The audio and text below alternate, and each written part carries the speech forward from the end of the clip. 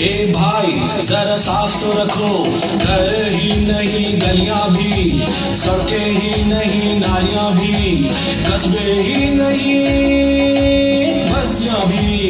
ए भाई गंदगी की जो है वो तेरा घर नहीं, बंगला नहीं, कोठी नहीं, गार्डन नहीं, बेडरूम नहीं, बिस्तर नहीं, इंडिया है। और प्यारे इंडिया क्यों गंदा है?